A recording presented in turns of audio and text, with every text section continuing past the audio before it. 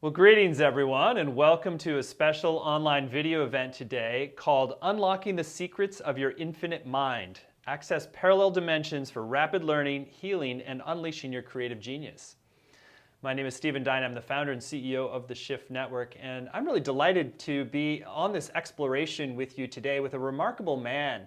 His name is Burt Goldman, and he's been at the frontiers of human potential work for many decades. In fact, he's 90 years old and still going strong. In fact, perhaps even stronger than he ever was, because he's mastered a whole series of processes and developed his own, which allow you to tap realms of infinite potential. It's a really intriguing methodology we're going to hear a lot more about here today, and we're going to have a chance to go much further in an upcoming 7-week program that we'll talk a little bit about towards the end of today. So I'll share a little bit more about Burt. First of all, he was one of the lucky people who discovered a secret early in life when he was just 19, stationed in Korea, met a powerful Korean mystic and experienced mysticism for the first time. And that put him on a journey that over the next 50 years, accumulating knowledge from many different wisdom teachers and lineages. He's one of the foremost authorities on training people in hypnosis and higher potential. And he's conducted seminars for heads of state, European royalty, and traveled around the world. Truly a remarkable man. Thank you so much for joining us here, Burt. Oh, thank you for having me. It's my pleasure. Well, there's so much we could tap into. I mean, you've got a whole lifetime of amazing stories, but let's focus specifically on the method we're going to be exploring here today, which has to do with really accessing parallel universes. Maybe you could share a little bit about how you came to this after all these different growth methods that you'd been working with, how you began to develop this method to access what physics thinks of as parallel universes. Well, I do a lot of, in the past, I've done hundreds, perhaps even thousands, I lost count many years ago, of seminars. And I was invited to do a program for a speech for Edgar Mitchell and his group, the Institute of Noetic Sciences in the Bay Area. Edgar Mitchell is the sixth man on the moon and a quantum physicist. And we were having lunch, and my background had been yoga and more or less in the spiritual nature of things, and also hypnosis. I've been training hypnotherapists for many years. And quantum physics is totally beyond me. And he knew that, of course. He knew I was a layperson. But one thing that he said that intrigued me, he said that there's a belief in the quantum world, the quantum physics world. Not all the physicists believe this, but many do, that there's an infinity of universes. Now that word infinity is a tricky one. First of all, it's indefinable. You can't define it. I've come close by just simply saying one more. So whatever you say, infinity is one more. A trillion, one more. 100 trillion, billion, schmillion, one more. Never ending. Well, that being the case in the quantum world, quantum physics world that is, anything that can be imagined is. In one of them, I'm interviewing you. In another, you're the King of England. In another, you're homeless. In another, you're successful. In another, you're not successful. In another, you're an artist. Whatever you can imagine, you are in another universe. However, now this is an actuality, they believe this, but due to the laws of physics, you can never reach that doppelganger, that twin self of yours. Due to the laws of physics, it's impossible. That intrigued me. And so I started thinking, I don't teach physics, I teach metaphysics. Now, metaphysics, what does meta mean? Meta means a few things. In our case, it means beyond. Metaphysics is beyond physics. I can't reach the sun, as an example. In the world of physics, no one ever will be because it's too hot, of course. But in the world of metaphysics, I can be standing on the sun as I'm talking to you. All I have to do is imagine that I am, and I am. The world of metaphysics is mental. We have three consciousnesses. One is the physical, one is the mental, one is the spiritual. One of the great principles of life is the principle of correspondence, which you probably know of as above, so below, as below, so above. Well, the way I look at it, as it is on the physical, so it is on the mental. You want to understand the mental plane, study the physical. As it is on the mental, so it is on the spiritual. You want to understand the spiritual, study the mental. Well, with that in mind, I thought, well, I can tap into a me that does anything. And so in experimentation, I said, well, you know, I've always wanted to play the piano, but I didn't know how. And so I closed my eyes and went to a meditative state. I called it the meditation trance because it's a jumping off place. What's the difference between trance, meditation, alpha, going to, it's all the same thing. It's what you do when you get there that changes the expression, that changes the modality of it. So what I did was go into my personal meditation trance, and I imagined that I was going to a great pianist, me, a Burt Goldman who was a pianist. Now, I'm not a pianist, but my twin self is a pianist, according to the laws of quantum physics. And all I did was mentally see myself playing, I was observing myself. And then after observing myself, I merged with myself so that I wasn't watching myself play the piano anymore. I was playing the piano. Now that in itself didn't give me the talent of a pianist. That would be silly. What it did was give me the rhythm of a pianist. We all have a different rhythm. A pianist has a different rhythm than a violinist, although they're both musicians. And they have a totally different than a bus driver, than a policeman, than a success. Everybody's got a different rhythm. Places have rhythms. A church, a mosque, a temple, they have a particular rhythm that's totally different than a jail, as example. One is a very peaceful rhythm. Well, that's what I wanted to bring back, the rhythm of a pianist. So when I got back, all of a sudden I had the motivation, the urge, the desire. I couldn't help. I had to buy a piano. I didn't want to buy a piano. I didn't know how to play, so I bought a keyboard at a place called Costco, which you may be familiar with. So they're all over the place. I paid $100 for a keyboard that records. And I started fooling around, and I couldn't play, but I started fooling around with it. And this is what I got out of it. Now I'm going to play you something for just about 3 or 4 seconds. I had set this up, of course. This is me playing the piano, and I don't know one note from another. I know where middle C is, but to read music, no. This is me playing the piano after visiting my doppelganger.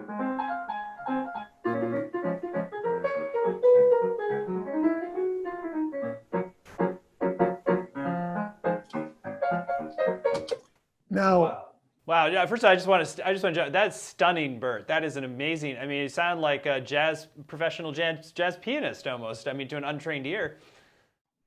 I am just as amazed as you are. As a matter of fact, if my life depended on it, I couldn't do that again. I did it that one time. I can't do it again.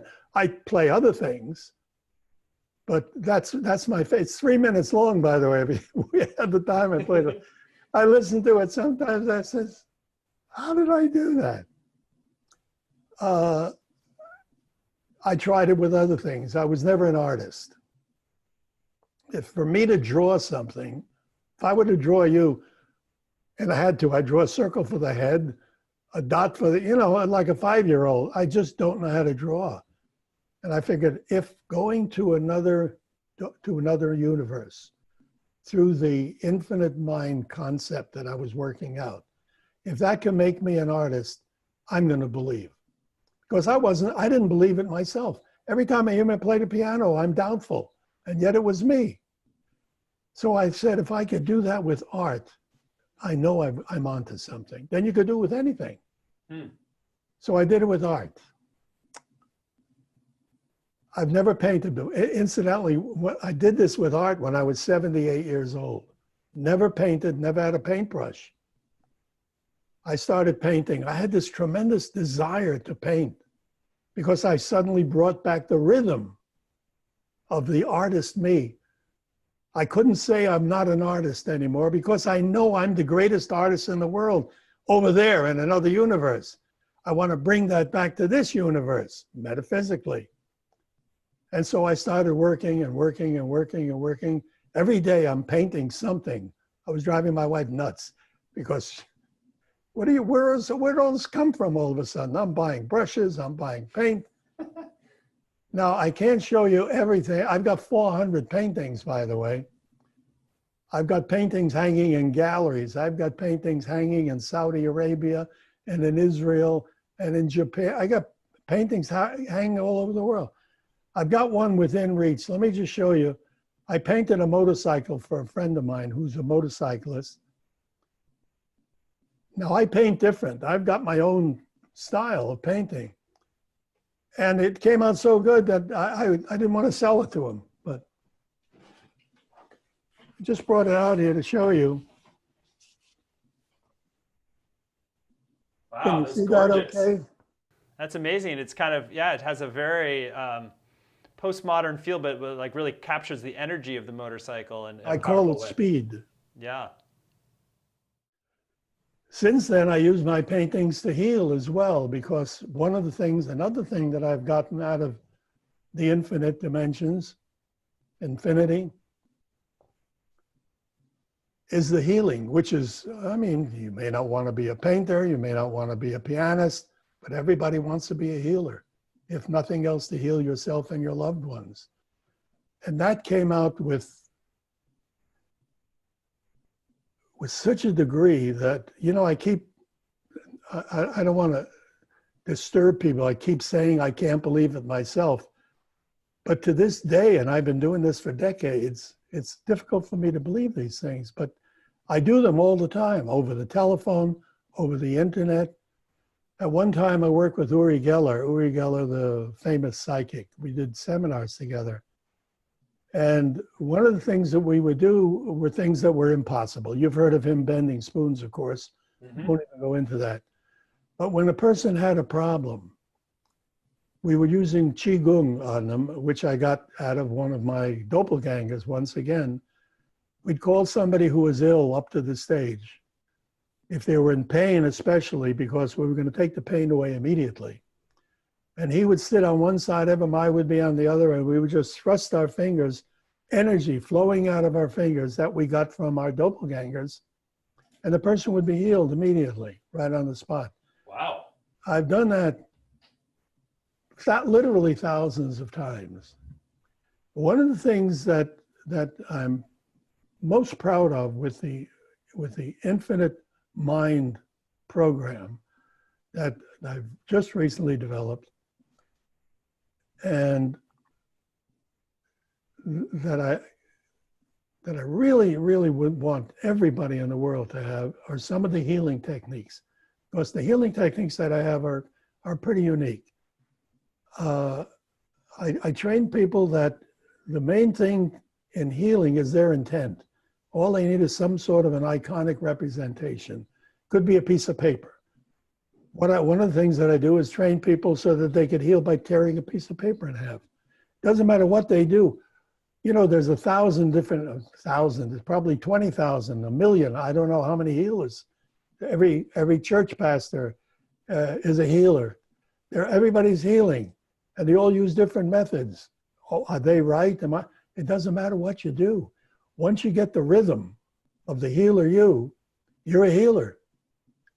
You don't even have to learn. All you have to do is this, and you'll heal. And I've done it hundreds of times. Healing is extremely important, mainly because we're in a sick world. Youthful appearance. Well, I know I don't look 90. Matter of fact, when I look in the mirror in the morning when I'm shaving, I say, that guy can't be 90. I don't look it, I don't act it, and I don't accept it. As a matter of fact, what we're doing, Stephen,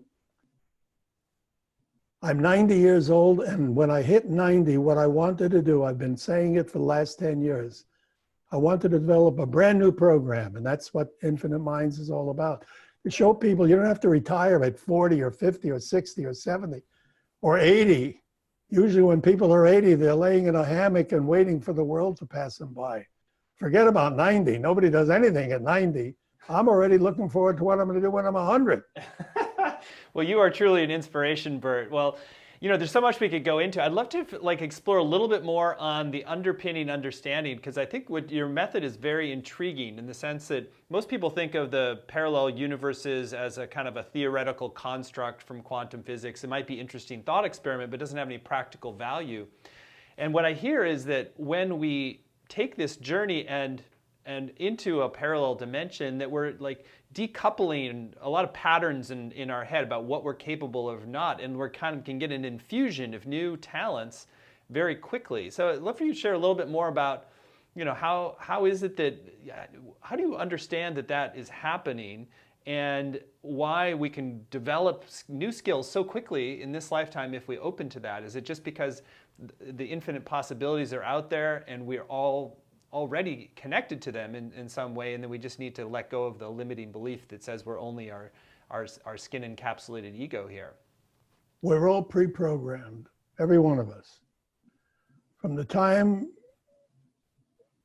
I hesitate to put a time element, but let's say from the time you're a year old, you're being, don't do this, don't do this, do this. Every parent programs, every grandparent programs their child, their grandchild, all to help them. Let me give you an example, maybe a silly one, but an example. A child is 2 years old, 3 years old, and they have a glass. And they don't know what glass is. They only know that this thing is water, and they drop it, and the glass breaks. Wow, that's interesting. This thing, when you drop it, it breaks, and creativity is born. Except mom comes in and says, "What did you do? You broke a glass. I'm going to spank you." What you? And all of a sudden, creativity left the room. I learned not to do something, and my mother taught me well, but I'm not going to break a glass anymore. I'm also going to chip away at my creativity.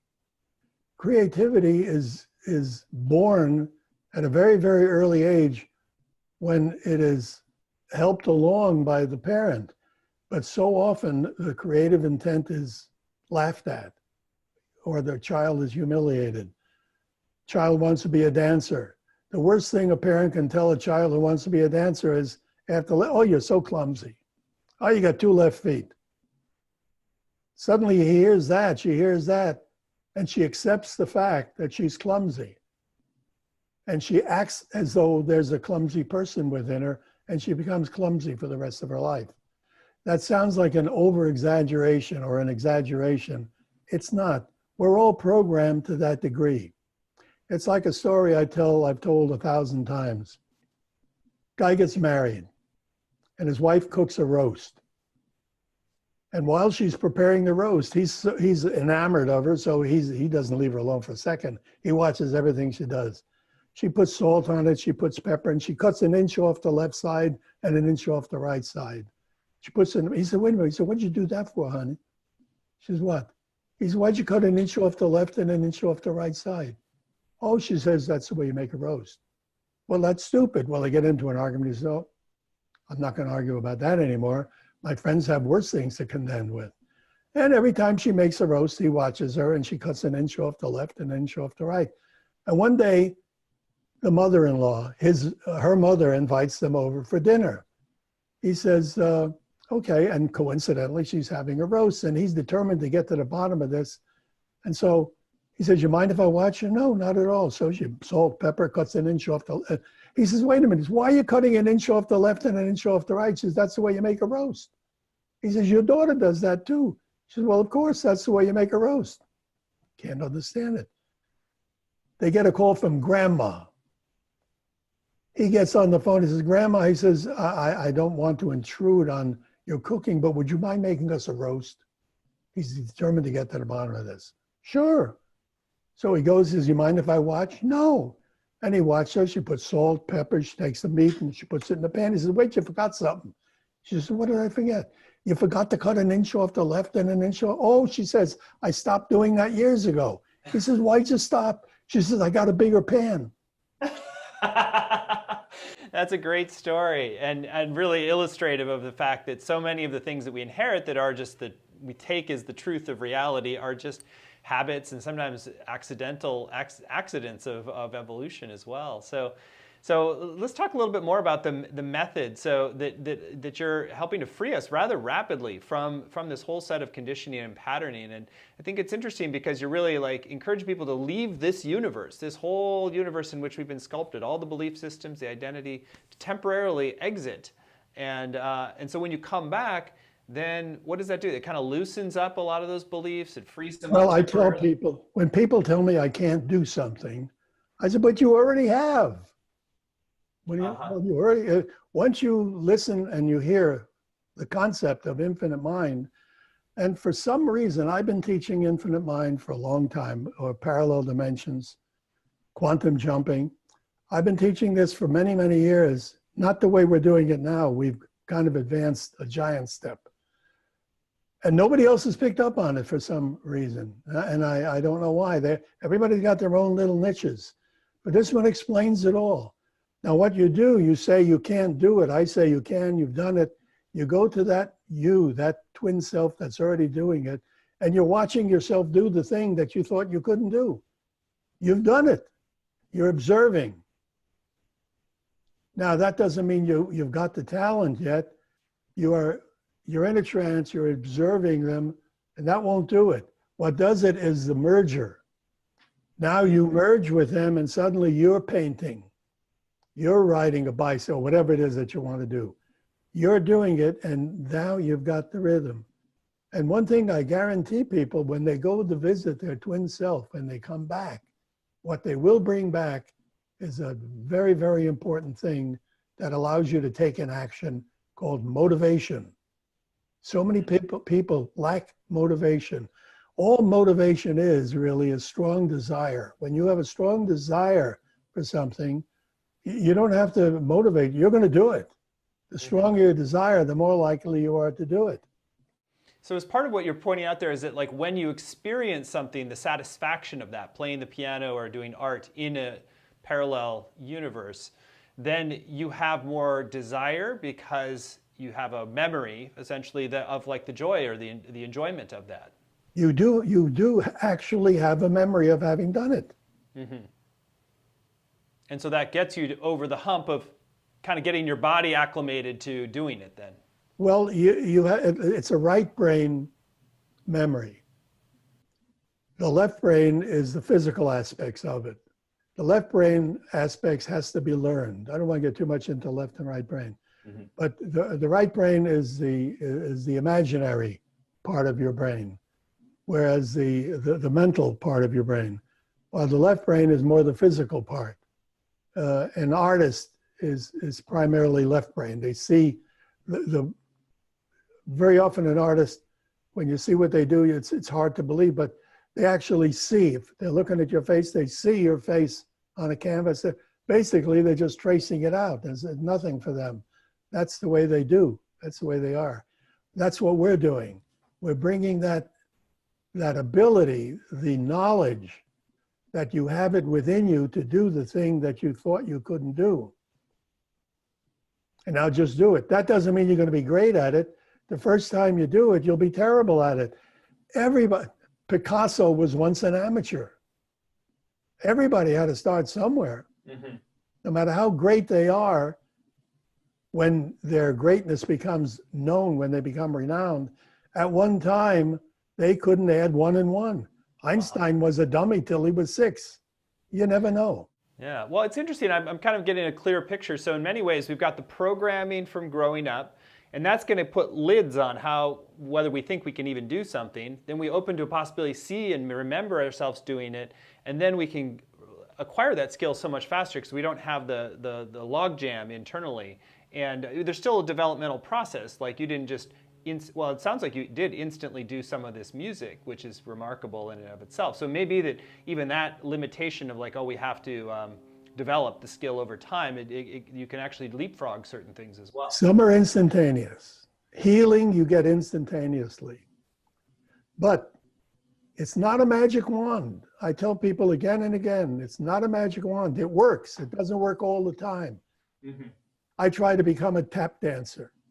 My granddaughter has a school of dance. the Murrieta Dance Project. She's on Dance Moms occasionally, so she's pretty good at what she does. I told her, I asked her once, I said, Erin, teach me to tap dance. And I went to the tap dance herself. I went through all the whole process. No way. I got too much bad programming in my background, I guess. Tap dancing didn't work with me. That's interesting. Let's go to the healing, because I know that's a really strong focus of what you do. So what about when you're faced with a sickness or something that's not working well in your body? How can you use this process to accelerate the path to health and healing? First of all, as I said, everybody is a healer. That one, nobody can take away from you.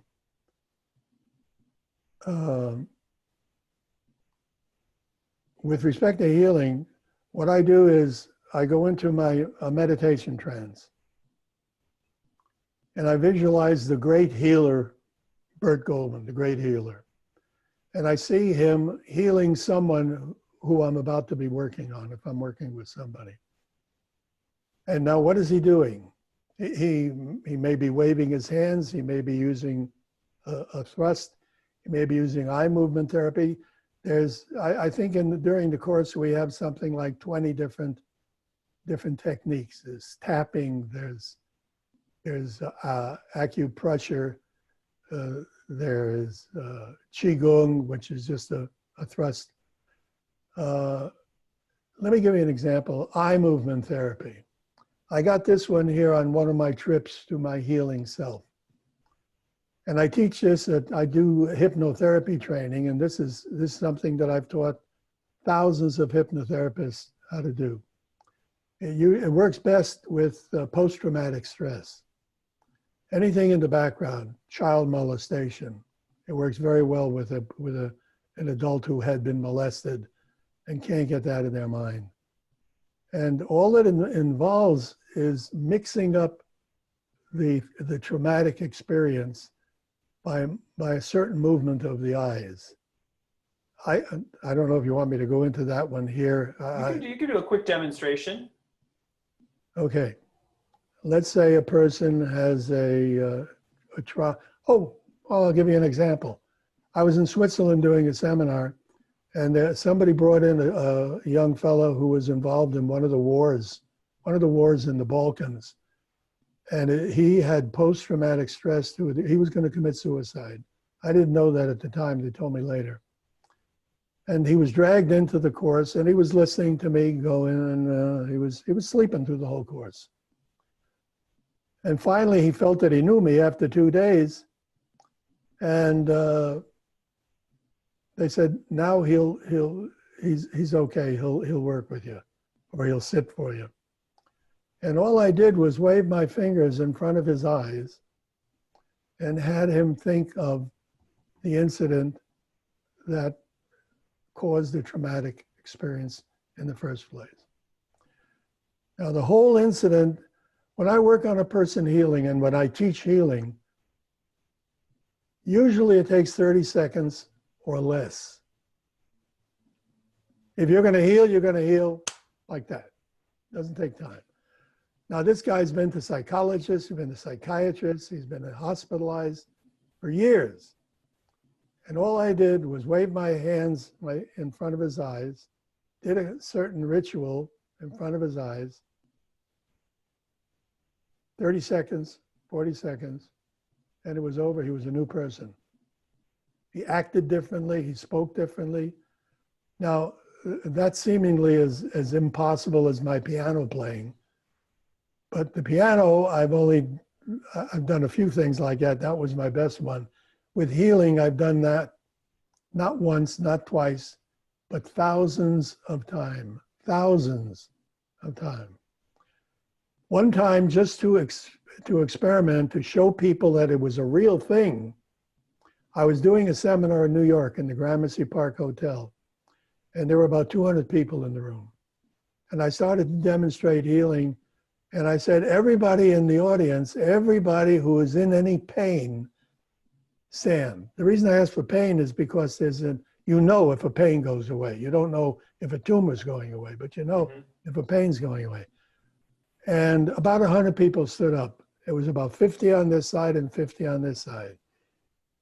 And I said, now this is an experiment. I'm going to tell you what I do and what I did, but I'm doing this more for myself than for you. I wanted to see something. So there's the left side and the right side. I said, as your pain leaves, sit down. And what I did, I went into a trance. You can go into a trance with your eyes open also when you know how to do it. I went into a trance and I took my hands, my mental hands, and I held them over only the ones on the right.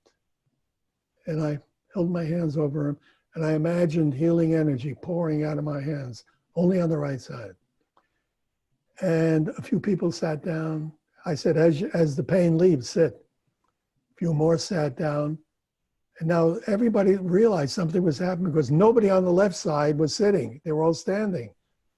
Before you knew it, everyone on the right side was sitting. Their pain had left. Nobody on the left side, that's that, was seated. I said, okay, now I'll heal the left side. And I did the left side and they sat down. And then I explained to them what I did. The reason I did that is to show you that it's a real thing. It's a real thing. Only the ones that I worked on sat. Only the ones that I worked on got rid of their pain. I used to do seminars at the National Guild of Hypnosis when they have a convention every year. And one of the things that I do is I always do this. Everybody that's got a problem, come on to the front. Sometimes I feel like a pastor in a church. Everybody's got a problem, come. And sometimes I'll use their method. I'll bop them on the head and somebody will catch them in the back. Doesn't matter what you do. As long as you have the confidence and one necessary ingredient. Is there a necessary ingredient for a healer? There is. You have to be emotion-free.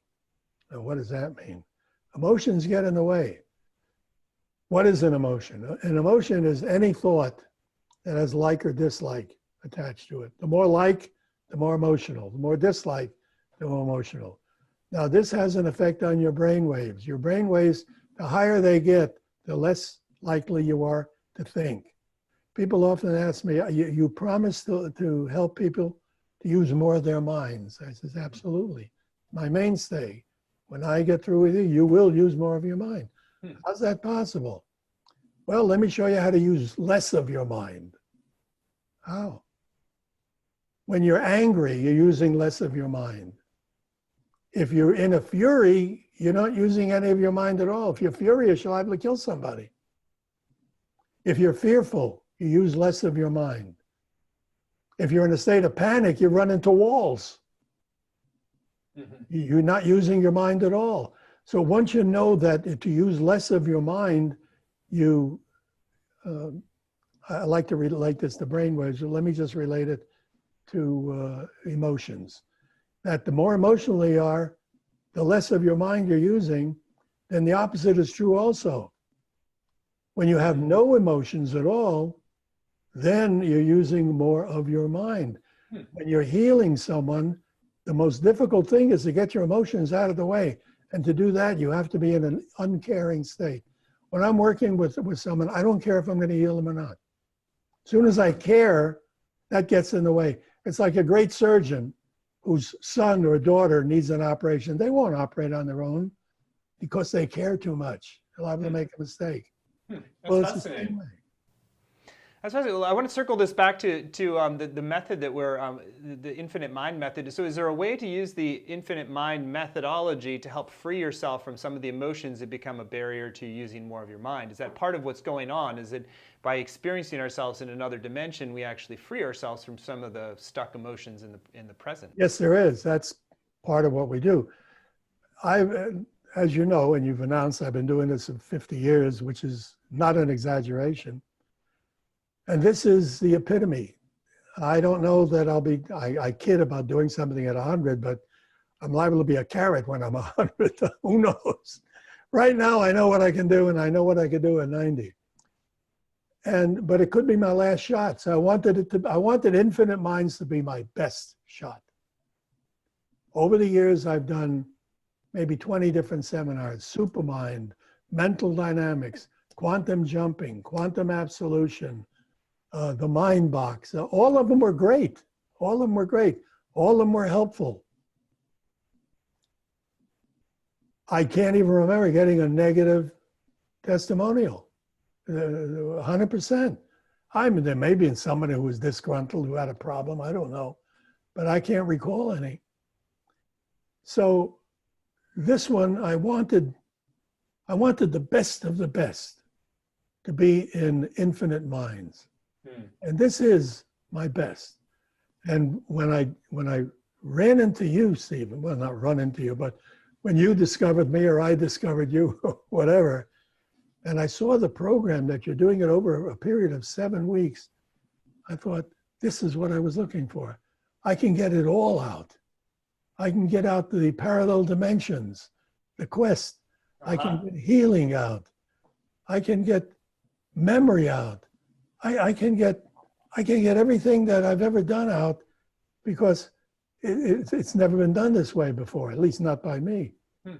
Beautiful. Well, we're super excited about your upcoming course, The Infinite Mind, but we'll talk about that in a little bit. But I also want to get a little bit more on I know the method with Infinite Mind is also particularly good at getting information to questions you might have. So I want people to have a bit of more understanding how you might use this method if you've got a question that you're really seeking deep guidance on. At one time, I did a seminar on creativity. And somebody said to me, you be creative at something. Well, I said, I am creative. No, it's something you don't know anything about. Prove to us that this infinite stuff really works. And I said, all right, you pick out something and I'll be creative enough so that I'll develop a new skill in that, whatever it is. And someone says, okay, play the violin. I said, well, I can't do that because it's too much left brain, too much dexterity that I don't have. Do this. And finally somebody said, be a great photographer. Well, what is there for photography? You take a camera and you snap it. This is in the days of film. And I said, okay, it's a good challenge for me. Let's see what I can do. And so I bought a camera. I didn't have a camera at the time. And I was in San Diego. And now I'm answering the question about, can you ask a question? Because questions are very, very important, especially when the right question is asked. There are let me take an aside for a moment. There are high-level questions and low-level questions. A low-level question can't be represented. What does that mean? Let's say you drink. And I were to say, why do you drink? That's a low-level question. You can't answer that. You don't know yourself why you drink. A high-level question would be, what would your life be like if you didn't drink? Because now the wheels start rolling around in your head. You have to visualize things before you can answer that. What would my life be? It's a whole different way to ask questions. So the high-level question is one that can be represented. I like people to represent things. Like another aside, with weight control, sugar is a big thing. But sugar can't be represented the way that it's produced, the way it's represented on the can, let's say. You get a can of beans that says 100 grams, a bush beans has like 100 grams of sugar, 100 grams of sugar. What does 100 grams mean? Doesn't mean anything. But once you understand what a gram is, you realize that 100 grams of sugar is 25 teaspoons. There's actually 25 teaspoons of sugar in a can of beans. Jeez. Well, I'm not going to eat that, but I don't mind eating it with 100 grams because you know what a gram is. So you have to be able to represent the thing before you can understand it. So getting back to my photography and answering the question. I bought a camera, and first thing I did, I went to my doppelganger, who was a great photographer. And I'm in a meditation. When you do this, you never know who you're going to see or what you're going to see, because it's your imagination that's doing it, your image-making capacity.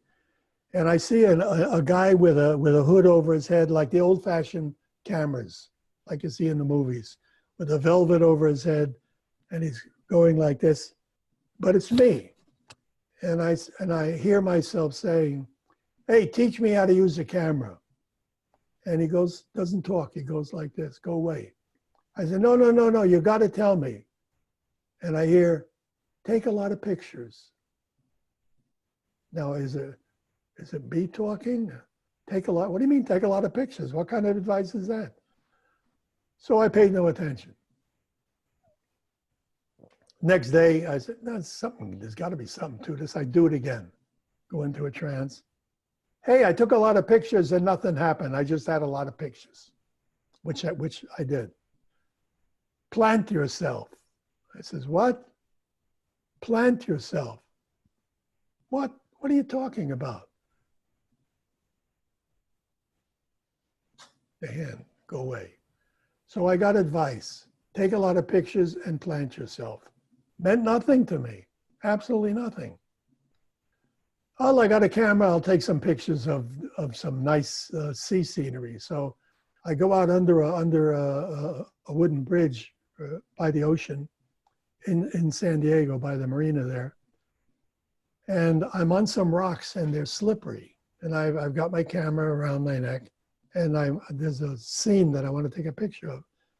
And the rocks are slippery, so to get some purchase, I take my feet and I slam them down. And all of a sudden I realize, hey, I'm planting myself. I wonder if that's what I meant when I spoke to myself. Take a lot of pictures and plant yourself. So now I plant myself, and now I'm taking pictures. Now I'm the tripod. So I took 100 pictures. I figure one of them's got to come out. Keep moving around. Have the pictures developed. This is before digital. At a 1 hour place that they used to have. And I go back to my hotel room and I lay out the 100 pictures looking for the best one. But something was happening. When I'm laying them out, it's like a jigsaw puzzle. It wasn't 100 pictures. It was one picture. And it was absolutely stunning. I've never seen anything like it. Then I realized what I was telling myself. Take a lot of pictures in one spot. After that, I started taking pictures all over the place. I wound up in the Photography Hall of Fame. No kidding. Yeah, in Tulsa. Huh. My photography, I don't do photography anymore because it takes so much. You think that photography is quicker than painting. It's not the way I do it. Because what I'll do, I'll take a lot of pictures. It'll take me 20 minutes. And it'll take me a week or two to put them together because I have to glue them all together to make a work of art out of it. So take a lot of pictures, plant yourself. That's another thing that I got out of. I've gotten so many things out of Infinite Dimensions, as have many of my students. I get testimonials all the time how this works. Fascinating. That works. Well, what a fact! I mean, yeah, some of the examples you give are just totally mind-blowing, and I think just even hearing about them starts to rewire our sense for what we're capable of. I want to get to talking more directly about your upcoming program because it's very exciting that we're going to be producing this and working with you on this. But let's first, we also said we'd talk a little bit about lucid dreaming and meditation and how you can use that to overcome obstacles as a complementary set of methods to work with the journey into infinite dimensions. Lucid dreaming is a dream when you know you're dreaming. It happens occasionally. Now, this can be programmed simply by giving yourself orders. I'm going to oversimplify it. Now, it's a little more involved in this, but it's pretty much this is it. When you go to bed at night, you very often will have all kinds of fantasies going through your mind, jumping from one to another. You may be a baseball player, football, you may be a dancer, or whatever. But you go to sleep through fantasizing. Not everybody.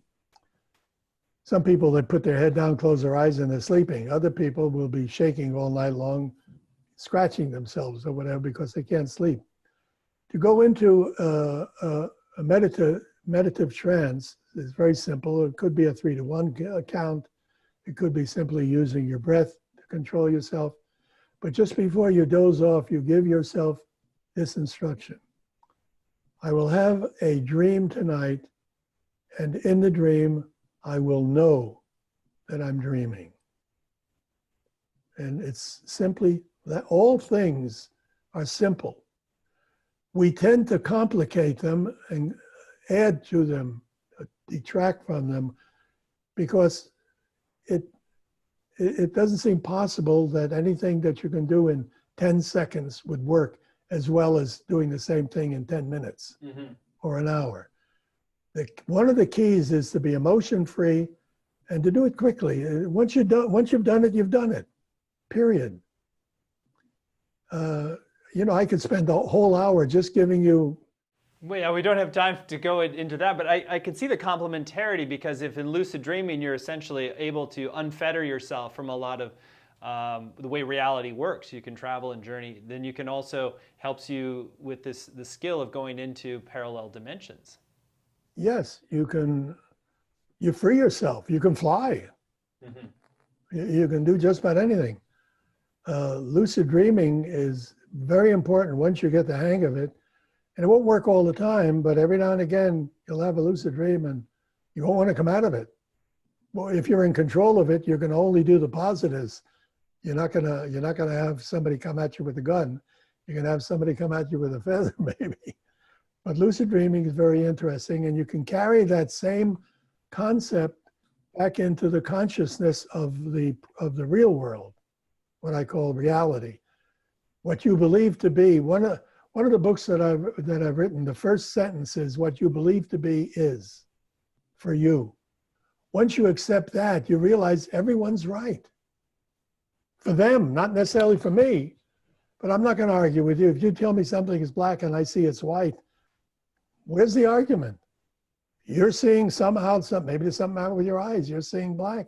I'm seeing white. I'll agree with you and say, yeah, you're right. For you, you see black, I see white.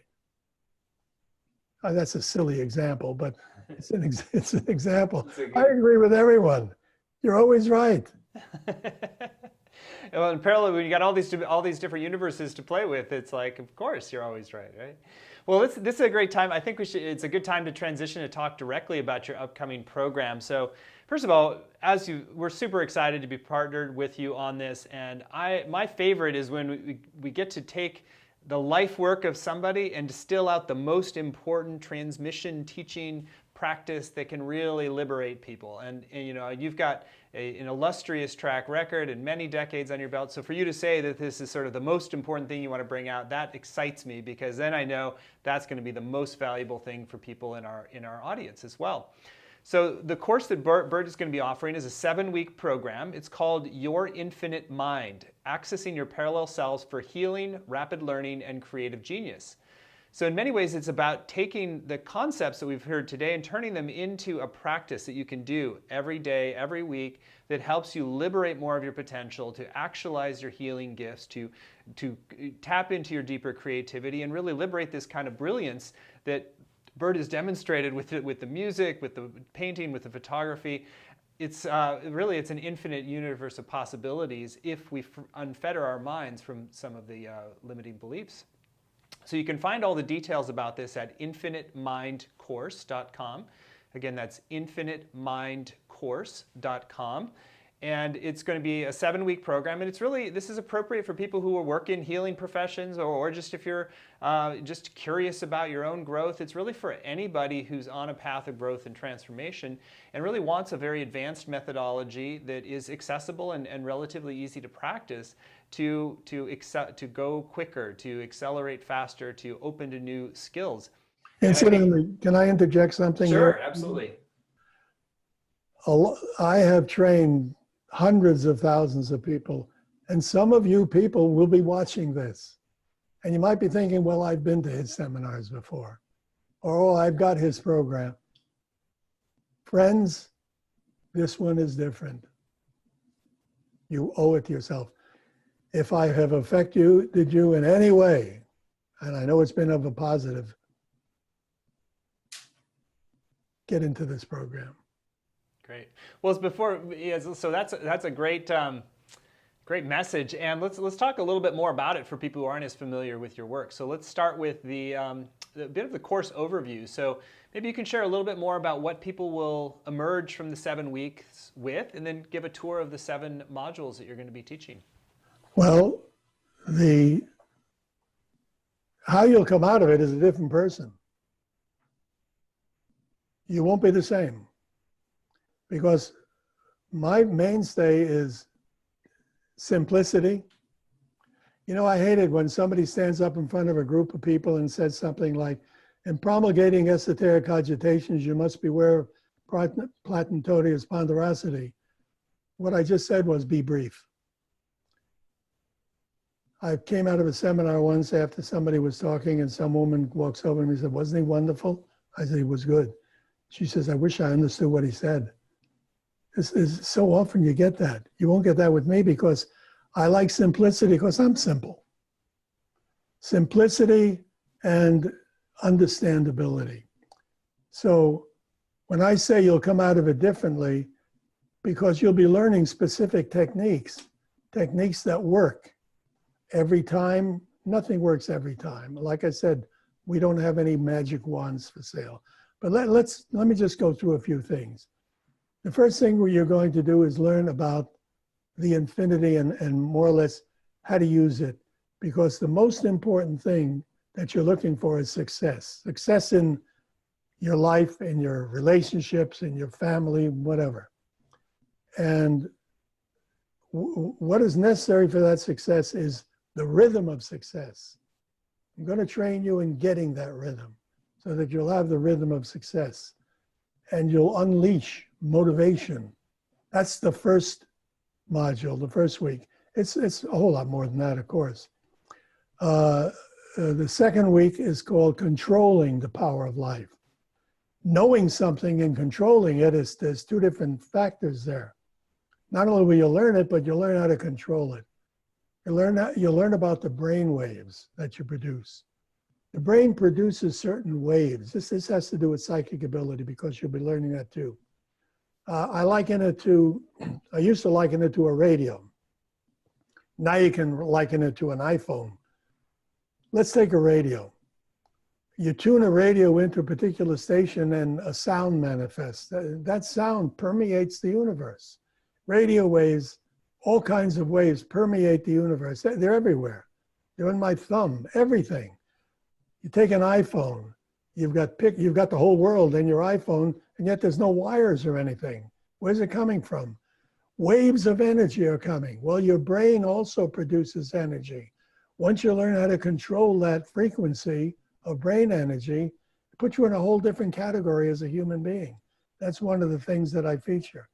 Taking charge of your thoughts so that you get skilled in all areas of your life. Week 3 is something, you may smile when I say this, but I'm going to teach you to remember the future. What did he just say? You're going to teach me how to remember the future? I can't really go into it much more than that. Just to whet your appetite. You will learn to remember the future. Once you do that, wow. Now you're going to start working on your psychic ability. We're all psychics. Everybody has the ability to be a psychic. You may not know it, you may not do it, but if you do it and you know that you can do it, and once again, get your emotions out of the way, you'll do it. Week 4, if you know anybody who is ill or sick, if you yourself are in any pain, you don't want to miss week 4. I am going to show you 20 different ways to heal. You name it, and you'll be learning it. Qigong, chakra healing, laying on of the hands, eye movement therapy, energized water. I could talk for the next 2 hours just on energized water. I'm going to show you how to take negative influences out of a home, negative influences out of a piece of equipment that you bought, how to grow better plants, all with energized water. What does that mean? I mean, you'll take an ordinary glass of water, you'll energize it so that the water will be a panacea for just about anything that you'll use it for. Tell you one quick, do we have time for a quick story? Right now, we're kind of running up towards the end of the hour, so if you could just give a quick tour of the modules. Let me go through the rest of them. Yeah. An energized water is something that you'll want. Trust me on that. Week 5, relationships and love. More books have been written about love, and not one of them defined it correctly. Boy, that's quite a statement. Who the heck are you to make a statement like that? Well, define love for me. Think about it. Well, how would you define love? Let me give you the only true definition. The way that I define love, it encompasses all love. The love of God, the love of a man for a woman for a man, or the love of a cheese sandwich. One definition. Love is a positive viewpoint, period. The more positive the viewpoint, the more love. We really take that one apart so that you not only understand that old homily, love thy neighbor. What do you mean, love my neighbor? I don't want to love my neighbor. I don't even like my neighbor. How can you ask me to love? Well, see the positive aspects of your neighbor. Oh, well, that I can do. Love is a positive viewpoint. Relationships, I can sum up in 10 seconds. You want a good relationship with somebody? Find out what they need and fill the needs. Period. Hundreds of books are written on relationships. You can wade through all of them. You're not going to learn more about relationships than I just told you. Find out what the person needs and fill the need. Now, needs have a hierarchy. If a person has a one need, I need a glass of water. Would you give it for me? Yeah, here. Oh, thank you. It's okay. You fill it, you don't fill it. Mm-hmm. Somebody's on the desert. They're dying of thirst. A need is now a 10. Give them a drink of water. They'll appreciate it a little bit more. Relationships, another very strong part of the course. After that, creativity. We all have the creativity within us. Some people are afraid to use it, but you'll learn how to be creative. You'll learn how to relax in just a moment to more or less enhance that creative part of your mind. And of course, you probably can already have guessed that one of the ways to do that is to go to the twin self of yours, who's the most creative person on the planet, and get advice from him or her. And on the 7th week, I could say that's the big one about every week. But if you were to ask me, what have you really learned over the years? Could you sum up everything you know, all the good parts? Could you sum it up in one sentence or a paragraph? Tell me. My answer would be, I can sum it up with one word. One word? What would that word be? Attitude. And that's the last thing we get to. And it's probably the most important thing. Yeah. You're going to learn that you are your attitude. You'll learn about other people, why they do the things they do. You'll learn how to control your attitude. You'll learn to discover happiness and a satisfying life. Beautiful. Well, Burt, it's a fantastic program. We're very blessed that you've done this synthesis of 50 years of deep exploration and teaching and healing and into this one very succinct program. So again, you can find all the details at infiniteMindCourse.com, infiniteMindCourse.com. I'll share a little bit more about it. So not only do you have the 7 weeks with Burt, and we're going to do a kind of special method here because we want to get the most important teachings and nuggets for you. So we're going to pre-record video right soon, with the week before really. And so we get the most distilled essence for you for each subject in teaching. And then he's going to be on live afterwards to then work with people, demonstrate processes, and be interactive. So that way you create the most essential transmission of the key teachings and the key practices, and then you get the benefit of the live as well. This is all fresh. It's the latest leading edge work from Burt. And so you get that, and for every class session, you're going to get the video download. You can get the transcript of it. You get audio as well if you want to happen to listen to the gym or other places. And you're going to have an online community in Facebook. You're also going to have a chance to engage with other participants and do practices at home. So it's a very comprehensive learning program.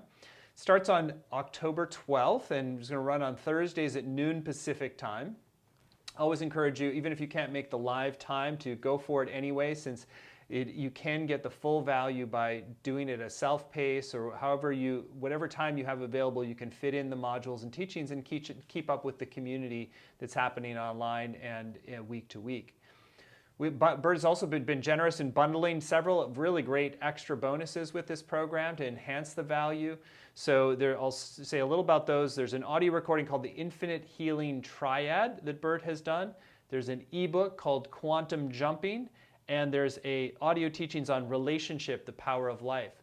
So all of these help to deepen and enhance the core teaching material. And I should remember there's actually one other as well, and that's the special bonus that you get today when you sign up by midnight Pacific time. We like to do this as an extra carrot, really, to go to the page at infiniteMindCourse.com and make your decision today, because when you do, it actually helps to catalyze a process in you. When you make a commitment, you're moving forward, you're in, and things start to move, and you get a little extra bonus for doing so. So that is an audio teaching called Financial Power of Life from Burt. It's available until midnight Pacific time when you register at infiniteMindCourse.com. Burt, you want to share a little bit about the financial power of life? One of the metaphoric examples I use is if you took $1 million away from a millionaire, a year later they'd have it again. Give $1 million to a person with a poverty consciousness, and a year later they'll be broke again. There is such a thing as a poverty consciousness and a consciousness of affluence, and that has to do with rhythm also. And it is just something that is not generally taught. It's known, of course, but how do you develop the right kind of a consciousness? That's what the financial part of it is, really. I'm not going to show you how to win the lottery. Wish I could. But if I did, there'd be 100,000 people sharing in one lottery, so you wouldn't be getting that much. That's funny. Well, great. Well, that's a great extra bonus for folks who choose to register today. So again, you can find all the details on the program at infiniteMindCourse.com. We've kept the investment very reasonable. It's just 3 payments of $109, or you save about 10% when you pay in full at $297.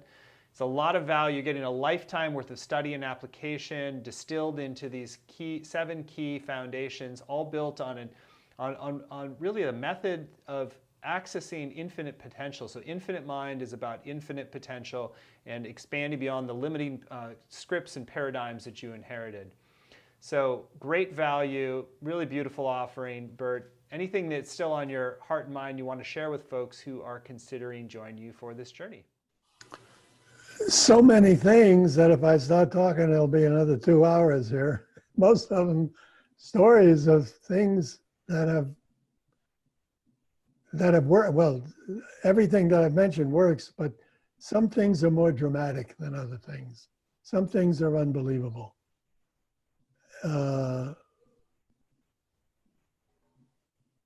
See me at the course. I won't disappoint you. That I'll guarantee. Beautiful. Well, thank you for that guarantee.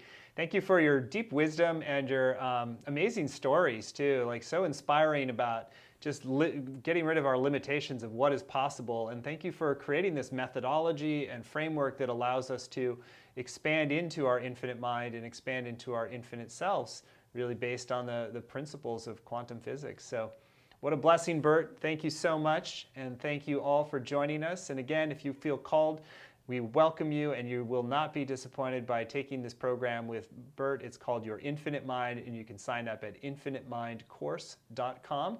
And when you do it today, you get the financial power of life as well. InfiniteMindCourse.com. Many blessings. Thanks all. Thank you, Stephen, for having me. All right.